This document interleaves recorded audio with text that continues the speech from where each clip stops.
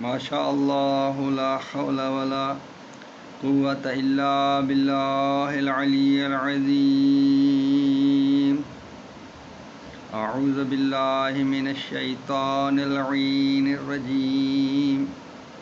بسم اللہ الرحمن الرحیم۔ الحمد للہ رب العالمین، والصلاة والسلام علی سید الانبیاء والمرسلین وآلہ الطیبین الطاہرین المعصومین الذین اذھب اللہ عنہم الرجس وطہرہم تطہیرا۔ اما بعد فقط قال اللہ سبحانہ وتعالی فی کتابہ المجید۔ بسم اللہ الرحمن الرحیم۔ اہدنا الصراط المستقیم۔ سورۃ فاتحہ کی ترجمہ اور تفسیر بیان ہو رہی ہے۔ سورۃ فاتحہ کی آیت نمبر 5 کے ترجمے میں یہ بتایا جا چکا ہے کہ ایاک نعبد و ایاک نستعین، اے بار الہ ہم تیری ہی عبادت کرتے ہیں اور تیری ہی مدد چاہتے ہیں۔ اب اسی آیت کے ذریعے مختلف مکاتب فکر کے علماء کرام نے یہ وضاحت دینی شروع کر دی ہے کہ اللہ کے سوا کسی سے مدد مانگنا، مدد طلب کرنا شرک ہے۔ تو نمازی اپنی نماز پنج گانہ میں، چاہے وہ نماز فرض ہو، چاہے وہ نماز سنت ہو، چاہے وہ نماز نوافل ہو، چاہے وہ نماز وتر ہو، ہر نماز میں سورۃ فاتحہ کی آیت نمبر 5 کی تلاوت ضرور کرتا ہے اور اس چیز کا اعتراف کرتا ہے کہ ہم اللہ کی عبادت کرتے ہیں اور ہم اللہ ہی سے مدد طلب کرتے ہیں۔ اب کیا اللہ ڈائریکٹ خود مدد کرتا ہے یا مدد کے لیے کسی ولی کو منتخب فرماتا ہے؟ اب آیت نمبر 6 میں نمازی اس چیز کے لیے دعا مانگتا ہے، اہدنا الصراط المستقیم، پروردگار ہمیں سیدھے راستے کی ہدایت فرما۔ اب دیکھنا یہ ہے کہ وہ جو سیدھا راستہ ہے اس کی ہدایت انسان کو اللہ ڈائریکٹ دیتا ہے یا اس ہدایت کے لیے بھی اللہ نے ہادیوں کا انتظام فرمایا ہے۔ اگر اللہ ہدایت ڈائریکٹ دیتا ہے تو سمجھو کہ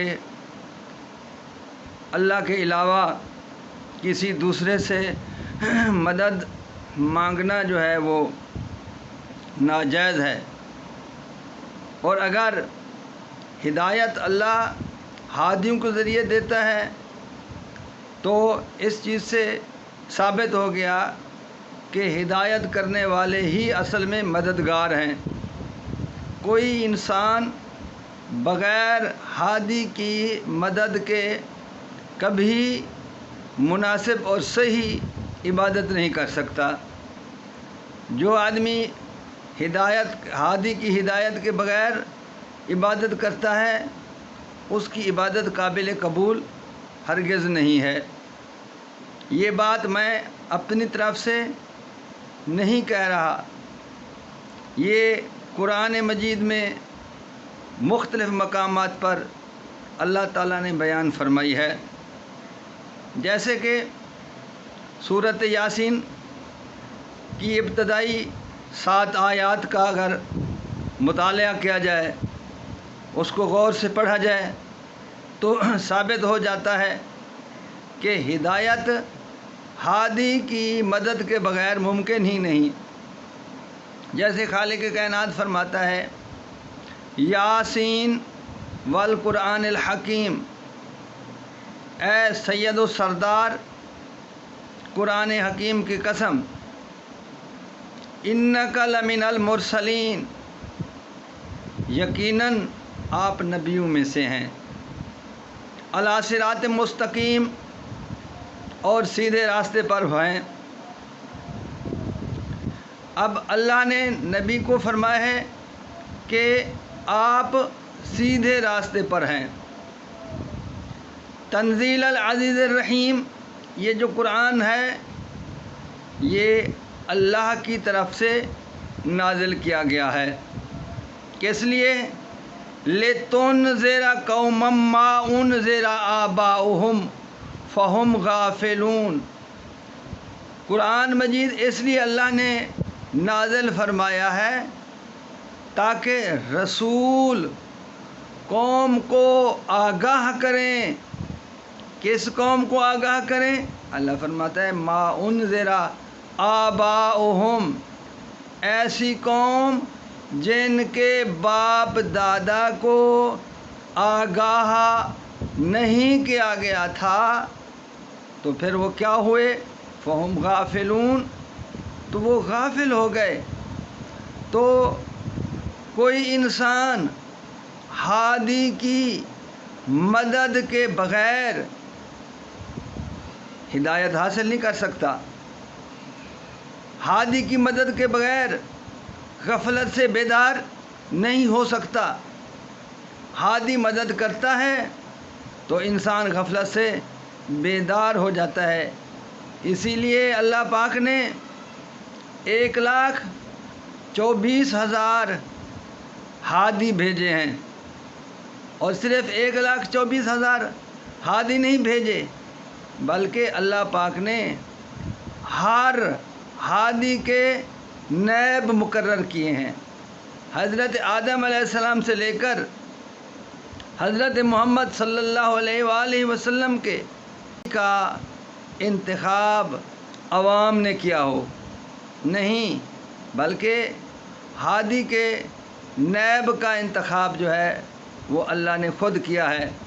جیسے حضرت آدم علیہ السلام کے نائب کا انتخاب کا وقت آیا تو حضرت آدم علیہ السلام نے اللہ کے حکم سے حضرت حابیل کو منتخب کیا، جبکہ حضرت حابیل عمر میں اپنے بھائی قابیل سے چھوٹے تھے، اور اسی میں حابیل علیہ السلام کے خلاف قابیل نے احتجاج کیا کہ بابا جان میں عمر میں بڑا ہوں، لہذا آپ کی نیابت میرا حق ہے۔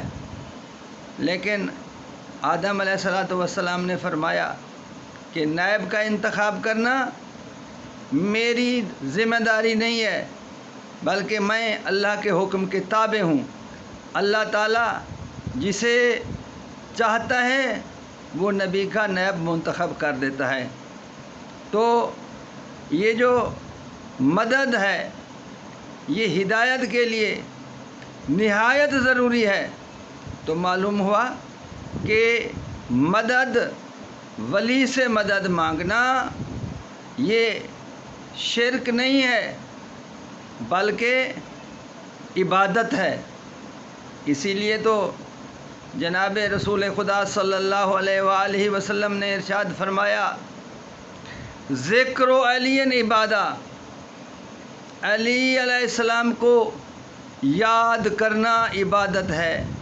یعنی اگر ہم حضرت علی علیہ الصلاۃ والسلام کے متعلق اپنی اولاد کو بتائیں گے کہ یہ ہادی ہیں تو وہ ان کے پیغامات سے ہدایت حاصل کریں گے، اور جو بھی حضرت علی علیہ الصلاۃ والسلام کے ارشادات سے ہدایت حاصل کرتا ہے کہ گویا کہ اس نے حضرت علی علیہ الصلاۃ والسلام کی مدد کو قبول کیا۔ وما علینا الا البلاغ المبین۔